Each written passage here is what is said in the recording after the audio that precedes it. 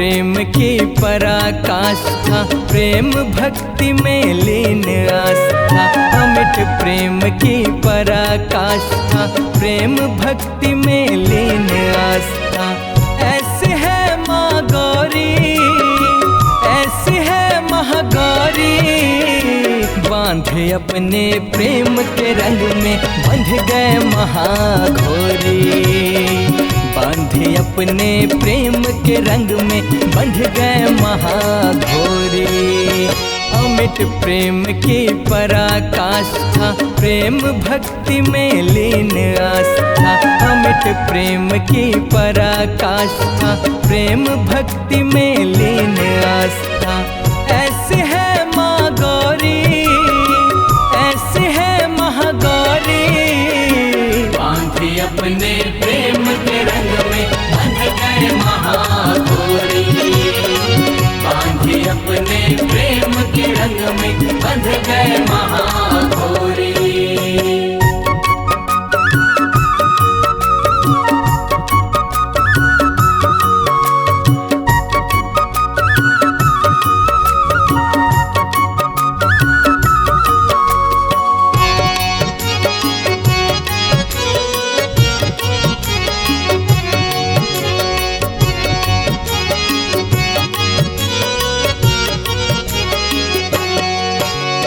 सती रूप में रही अधूरी प्रेम के अमर कहानी।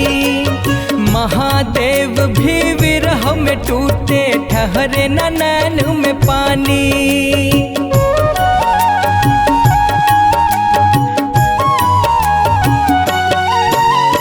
काल शरण में जिनके उनका विकट काल थाया।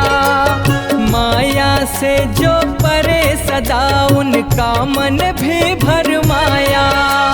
क्रोध ज्वाल चाहूं और धधकती जले प्रेम की डोरी। असहनीय थी विरह वेदना, समय ने कसर न छोड़ी। बांधे अपने प्रेम के रंग में बंध गए महाघोरी। बांधे अपने प्रेम के रंग में बंध गए महाघोरी।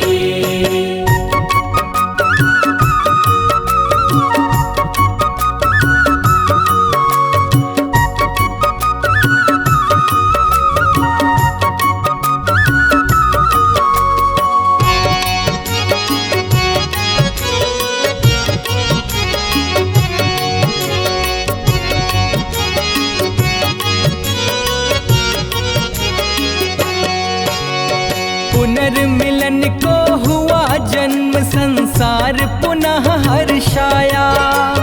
तप में लीन होकर मलिन शक्ति ने शिव को पाया।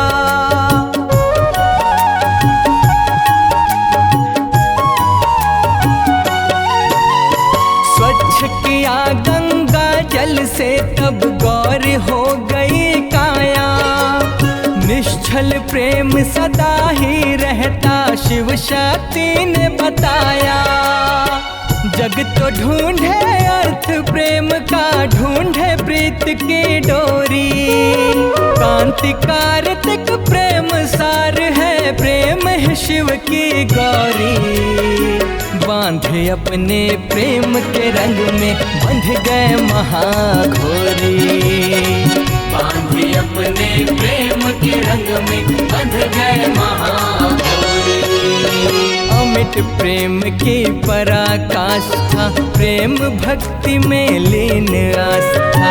अमिट प्रेम की पराकाष्ठा, प्रेम भक्ति में लीन आस्था। ऐसी है माँ गौरी, ऐसी है महागौरी, बांधे अपने प्रेम के रंग में बंध गए महाघोरी। बांधे अपने प्रेम के रंग में बंध गए महाघोरी। बांधे अपने प्रेम के रंग में बंध गए महाघोरी। बांधे अपने प्रेम के रंग में बंध गए महाघोरी।